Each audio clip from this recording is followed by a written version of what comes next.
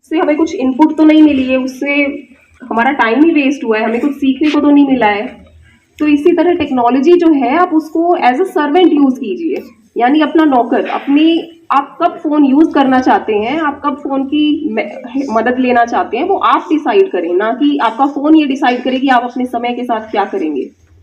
तो टेक्नोलॉजी को बहुत लिमिटेड लिमिटेड टाइम के लिए यूज कीजिए, अपनी पढ़ाई की हेल्प के लिए यूज कीजिए। मैंने जब अपनी तैयारी की थी आरजेएस के लिए कॉलेज के बाद में, तो मेरा फोन मेरा इसी तरह बस कंट्रोल रहता था कि सोशल मीडिया फोन से मैंने बिल्कुल हटा दिया था, क्योंकि फेसबुक, इंस्टाग्राम, जो भी ये सोशल मीडिया ऐप्स हैं आजकल, ये कहीं नहीं जाएंगी। अगर आप 2 साल बाद भी फोन उठाएंगे वो वहीं मिल जाएंगे आपको, लेकिन आपका टाइम वापस नहीं आएगा।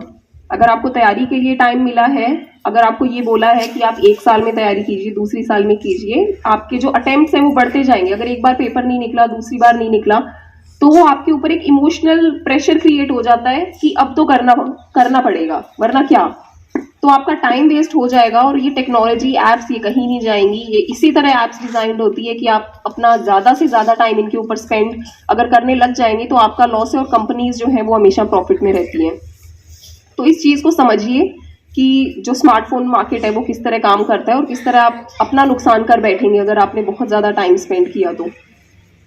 लेकिन YouTube जैसी कुछ ऐसी चीजें भी है जिनमें ऐसा भी नहीं कहा जा सकता कि आप टेक्नोलॉजी को अपनी लाइफ से पूरा हटा सकते हैं, वो भी नहीं है। YouTube पे काफी सारे एजुकेशन चैनल्स होते हैं, आपको काफी सारे गवर्नमेंट ने भी लॉन्च किए हैं कोरोना के दौरान। तो आप पढ़ाई के लिए उसको किस तरह यूज करना चाहते हैं वो पूरा और पूरा आपके ऊपर डिपेंड करता है। यूट्यूब में जैसे एल्गोरिदम ऐसा होता है कि जिस तरह आप अगर ज्यादा पढ़ाई से रिलेटेड चीजें अगर देखते हैं तो आपके फोन में दिखाती भी वही चीजें हैं, ताकि आप उनको और देखें। तो उस एल्गोरिदम को समझिए और टेक्नोलॉजी को अपनी हेल्प के लिए यूज कीजिए, अपना टाइम वेस्ट करने के लिए नहीं। चौथी चीज ये है कि गांव में अक्सर क्या होता है कि हम जैसे समाज से बिलोंग करते हैं, तो यहाँ पे ये तो स्कूल जैसे आजकल काफी प्रोग्रेसिव स्टेज आ गई है, तो यहाँ पे काफी सारी लड़कियां भी दिख रही हैं कि एजुकेशन के लिए उनकी फैमिलीज उनको भेजती है, बच्चे भी हैं। तो अक्सर क्या होता है कि हमारे समाज में एक मेंटालिटी है कि अगर एक परिवार में दूसरी बेटी हो जाती है तो उसको निराशा के रूप में देखा जाता है। लेकिन आप उस निराशा को आप किस तरह बदलते हो वो आपके ऊपर डिपेंड करता है। जैसे मैं भी मेरी फैमिली में एक दूसरी बेटी हूँ अपने माँ बाप की, तो हालांकि मेरी फैमिली बहुत एजुकेटेड है, सभी ने हमेशा मुझे कोऑपरेट किया है, सभी ने मेरा कॉन्फिडेंस बढ़ाया है, लेकिन समाज की मेंटालिटी हमेशा यही होती है कि वो यही सोचते हैं कि दूसरी बेटी है तो शायद ये पेरेंट्स के ऊपर एक लाइबिलिटी है, वो उनका एसेट नहीं है। लेकिन आपकी लाइफ में आप उस निराशा को किस तरह आप एक अपॉर्चुनिटी में बदलते हो वो आपके ऊपर डिपेंड करता है। आपकी सक्सेस क्या है उसका समाज आपको कैसे देखता है वो डिपेंड नहीं करता। आपका अपने आप को देखने का नजरिया कैसा है उससे डिपेंड करता है। आपका कॉन्फिडेंस जो है वो समाज आपको किस तरह देख रहा है उस पर बिल्कुल भी भरोसे आप उसके मत रहिए।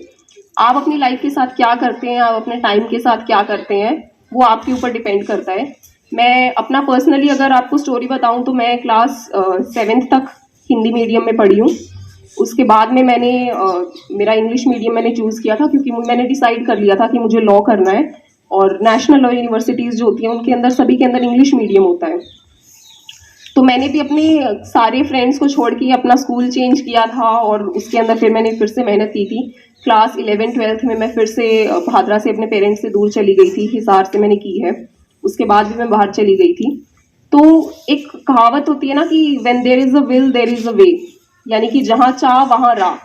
तो अगर आपने डिसाइड कर लिया है कि आपको क्या करना है, आपने एक ड्रीम बना लिया है और आपको पता है कि आपको वो कैसे परस्यू करना है, और आप उसके लिए हर दिन मेहनत करते हो, तो आपके रास्ते, आप मेरी मानिए, अपने आप खुल जाते हैं। मेरे पेरेंट्स जब मुझे उड़ीसा यहाँ से बहुत दूर है, मतलब देश के बिल्कुल दूसरी पार है, वहां पे मुझे पढ़ाई करने के लिए मेरे फादर मेरा सिर्फ एडमिशन करवाने गए थे, और उसके बाद में मैंने 5 साल उनको कभी नहीं कहा कि आप मुझे लेने आओ या मुझे छोड़ने आओ, क्योंकि मुझे पता था कि मेरा जो फ्यूचर है उसके लिए मुझे क्या क्या सैक्रिफाइसेस करने पड़ेंगे। आपको घर से दूर बिल्कुल रहना पड़ेगा, लेकिन आप जो मेहनत करते हो उसका रिजल्ट आपको एक दिन जरूर मिलेगा।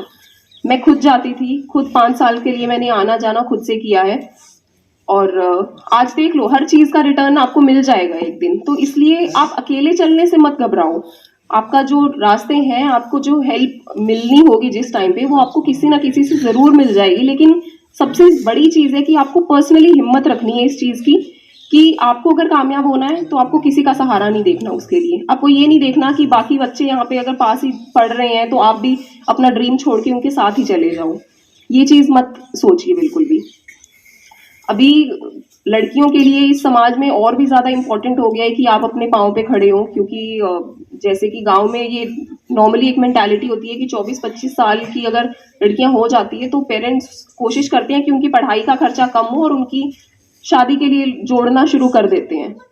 तो ये पेरेंट्स के ऊपर एक बहुत बड़ी रिस्पॉन्सिबिलिटी मुझे लगता है कि होती है, लेकिन उसको आप कम से कम अपने पेरेंट्स को वजन मानने दें। यानी अपने पेरेंट्स को आप ये भरोसा दिलाएं कि जो पढ़ाई के लिए उन्होंने पैसा जोड़ा है वो पढ़ाई पे ही लगे, और वो आप ही कर सकते हैं जब आप एक बार सक्सेसफुल हो जाएंगे, आप किसी भी फील्ड में अपना जो ड्रीम है उसको पा लेंगे, तो पेरेंट्स की सारी टेंशन यूं ही दूर हो जाती है। ना उनको शादी की टेंशन रहती है, ना करियर की टेंशन रहती है। तो ये सब कुछ डिपेंड करता है बच्चों के ऊपर।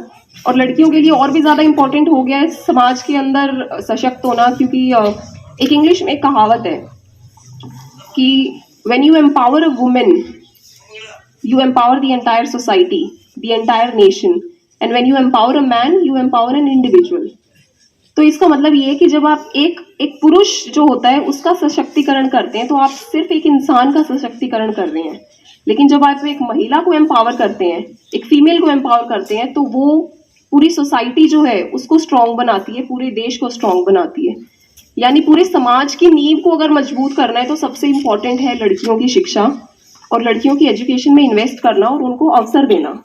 लड़कियां जिस फील्ड में भी अभी जा रही हैं, आप देख रहे होंगे कि उसमें हमेशा प्रूव करती हैं। मेरा जैसे रिजल्ट है, मेरी आरजेएस जो राजस्थान में अभी 120 जज बनी है, उसमें आप देखोगे 71 यानी 71 लड़कियां हैं और केवल 49 लड़के। तो इसमें आप ये देखो कि अगर लड़कियों को अवसर दिया जाए पढ़ने का, अगर उनको सारी फैसिलिटी दी जाए, तो वो लड़कों से तो कहीं आगे हैं।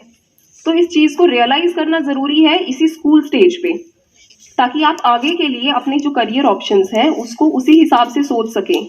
कि अपने आप को कम समझना आपके ऊपर डिपेंड करता है कि आप अपने आप को कितना कम मानते हैं और कितना आप हिम्मत रखते हैं, ये भी आप ही के ऊपर डिपेंड करता है। तो अगर आप सोसाइटी को, अपनी फैमिली को, अपने पूरे नेशन को अगर स्ट्रॉन्ग बनाना चाहते हो तो सबसे इम्पॉर्टेंट है कि इसी स्टेज के ऊपर अपने टाइम को मैनेज करो, अपनी टेक्नोलॉजी को कंट्रोल करो, अपनी जो पढ़ाई है उसको सीरियसली लो और अपने जो ड्रीम है उसको हमेशा बड़ा रखो। ड्रीम बिग, यानी कि अपना सपना तो बड़ा होना चाहिए, उसके बाद में आप मेहनत करो अगर है, लेकिन अपना 100% देना अभी आपके हाथ में है। तो अभी जैसे आपकी छुट्टियां हो रही है, लास्ट वर्किंग डे है, तो मैं बहुत ज़्यादा टाइम आपका नहीं लूँगी।